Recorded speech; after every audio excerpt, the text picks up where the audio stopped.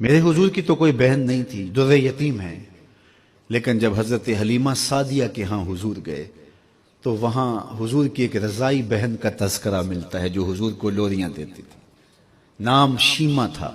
تو شام کے وقت جب خواتین کھانا پکانے میں مصروف ہونے لگتی تو بہنیں ویر اٹھا کر کے باہر لے جاتی۔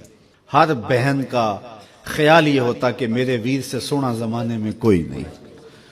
کہتے ہیں خوبصورتی دیکھنے والے کی آنکھ میں ہوتی ہے، جس کے ویر کا رنگ سونا ہوتا تو وہ کہتی رنگ نہیں تو کچھ بھی نہیں ہے، اور جس کے نقوش تیکھے ہوتے تو وہ کہتی کہ رنگ کا کیا ہے، حسن تو نقوش میں ہوتا ہے۔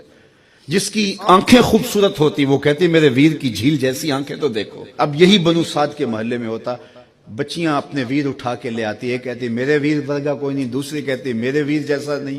اتنے میں حضرت شیمہ اپنا ویر محمد اٹھا کے لے آتے اور دور سے ہی کہتی نہیں میرا ویر بھی آ گیا ہے، تو سب کے سر جھک جاتے، کہتی نہیں نہیں نہیں نہیں شیمہ تیرے ویر کا مقابلہ تو نہیں نا، ہم تو آپس میں بات کر رہی ہیں۔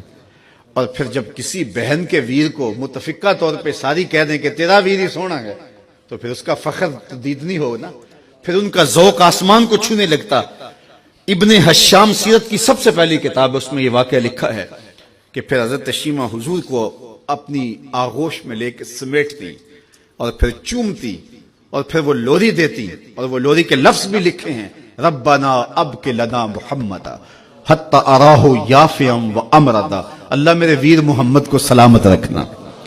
آج یہ پالنے میں بچوں کا سردار ہے، کل وہ لمحے آئے جوانوں کا بھی سردار ہو۔ اور پھر جھوم جاتی اور کیا خوشی ان کی دیتنی ہوتی۔ اور پھر وہ منظر بھی آیا کہ حضور علیہ السلام مکے چلے گئے اور یہ جوان ہوئی اور پھر ان کی شادی کسی قبیلے میں ہو گئی۔ آقا کریم نے اعلان نبوت کیا، 13 سال کا وقت کٹا اور پھر حضور مدینہ شریف چلے گئے۔ جب غزوات کا سلسلہ شروع ہوا تو جس قبیلے میں شیمہ کا نکاح ہوا تھا اس قبیلے میں مسلمانوں کے ساتھ ٹکراؤ ہوا تو اللہ نے مسلمانوں کو فتح عطا کر دی۔ تو اس قبیلے کے لوگ قیدی ہو کے حضور علیہ السلام کے غلاموں کے ہاتھوں گرفتار ہیں۔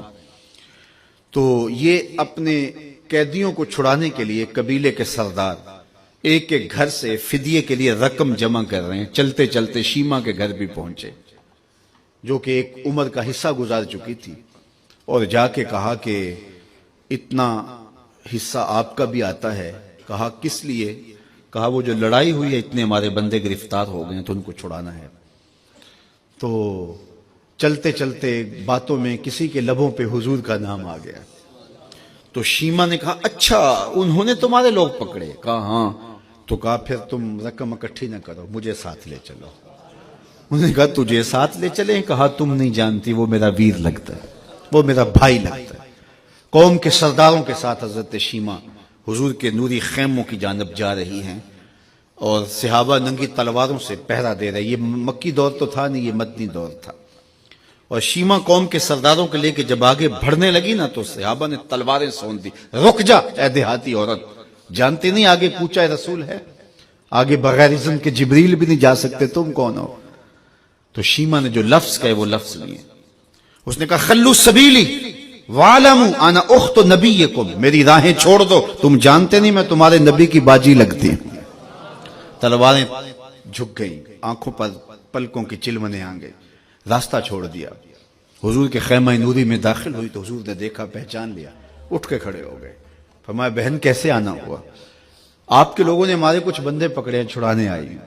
تو فرمایا بہن تو نے زحمت گوارا کیوں کی؟ تو پیغام بھیج دیتی میں یوں ہی چھوڑ دیتا، لیکن تم آ گئی ہو، اچھا ہوا ملاقات ہوئی۔ پھر حضور نے قیدیوں کو چھوڑنے کا اعلان کیا اور کچھ گھوڑے اور چند جوڑے حضرت شیمہ کو حضور نے تحفے کے طور پہ دیے۔